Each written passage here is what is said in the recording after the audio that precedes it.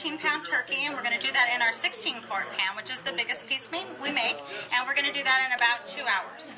Okay, maybe just under, but right about 2 hours. We're also going to do a stuffing with sausage in it, and that we're going to do that in our 9-quart brazier, and that's going to take about 20 minutes.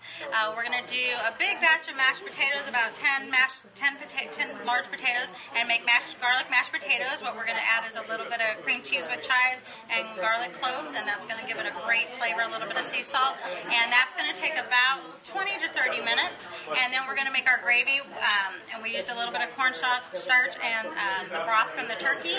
That took about 5 minutes.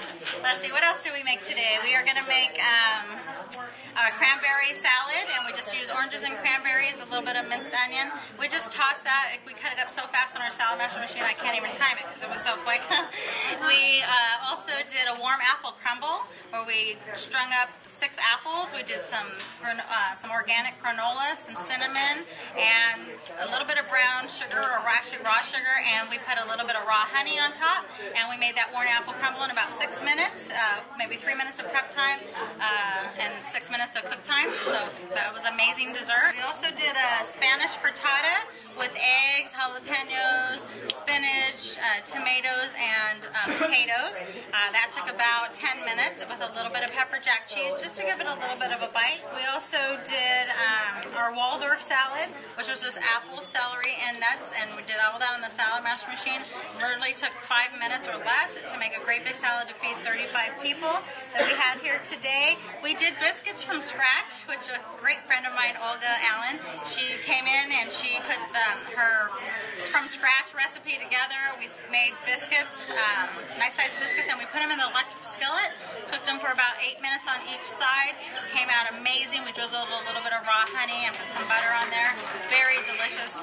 Like I said, it took about 12 minutes to do that. So some amazing dishes that we had today, and we are actually going to be posting our recipes to our website, which is cookingforhealthinc.com, and you'll be able to see our past recipes and our current recipes, and I also will be emailing out the recipes so everybody can be ready for Thanksgiving.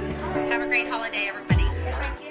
14-pound turkey, almost 15 pounds. We put a little bit of butter under the skin, and then we just did a dry rub with garlic powder, onion powder, sea salt, and pepper, black pepper.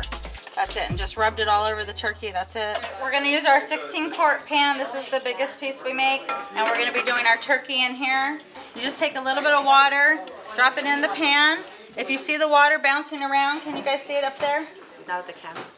Oh, there it is. See the water bouncing around? Whenever you're going to fry something, you need to get your pan that hot. And you put the water in there, and if it beads around, then it's hot enough to fry. If it just evaporates, it's not hot enough, okay? And what's going to happen is you're just going to have a big suction cup, and everything's going to stick. So you want to make sure it's hot enough that if the water is searing on top, it's just bouncing around, it's not evaporating. It will evaporate after a minute or so, but if it evaporates right away, it's not ready. So you want to make sure you get it that hot, okay? And then you're going to get whatever you're cooking. Now, the pan's virtually poreless. Whatever you're putting on there has a lot of pores, especially meat, eggs, things like that. So you want to make sure that once you set it down, that's where it's going to stay. So if you set it down crooked, oh well, it needs to stay. And once it sears, it will release, and then you'll be able to turn it or flip it or adjust it. If you try to move it right away, you're going to rip all the skin off your turkey, you're going to destroy your egg, you're going to rip your steak apart, whatever it is that you're putting in there to fry. Okay, you need to let it sear, then it will release and you can flip it. Okay, so we're going to go ahead and brown our turkey. It's going to be a little bit loud. I just want to warn you so you don't get alarmed. Okay, this is about a 15-pound. Okay, so we're going to put them in there and let them start searing. Yay, our turkey is on. All right. Hip, hip. Hooray! So now I need to wash my hands because I just touched turkey. We just got it in there browning right now, and then I'm going to flip it. In the meantime, we have biscuits going. We'll get them back. There we go. You guys see it kind of browned up? Pretty good. Now I'm going to put the lid on it. You guys see it? There we go. So it's in there. It's ready to go. Now we're just going to do the medium to low.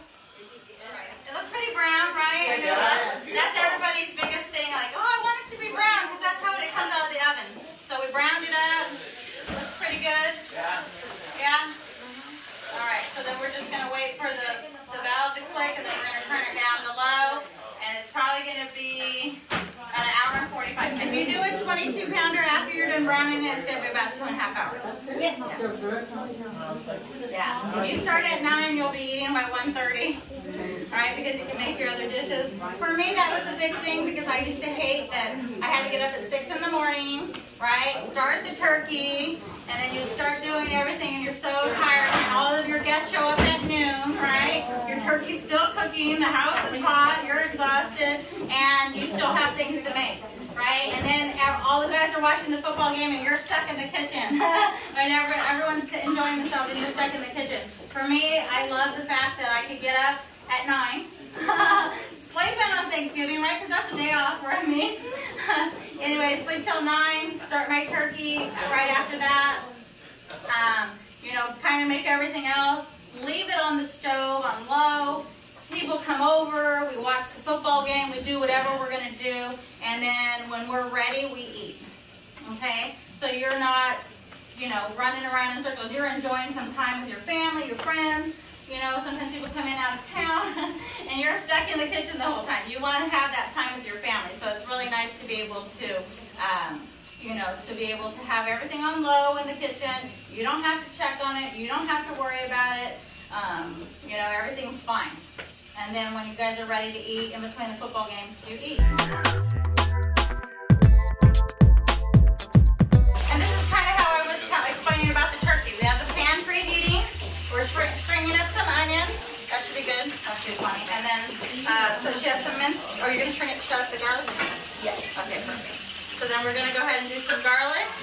And then we're going to throw it into the pan. And you're going to see it's kind of going to sear a little bit in here. And then you add your meat on top of it. Okay, so there's our onion and garlic. We're going to go ahead and throw this in the pan. You guys hear it? It's kind of searing. We're going to go ahead and add our chicken in here. Let it kind of brown up a little bit. Just for a minute. Once she gets everything else ready. Yeah, let it cool a little bit so we can shred it on the salad machine. Yeah, grab those out. We're going to get this water boiling and we're going to go ahead and do our dumplings. Ready? Go ahead and start on.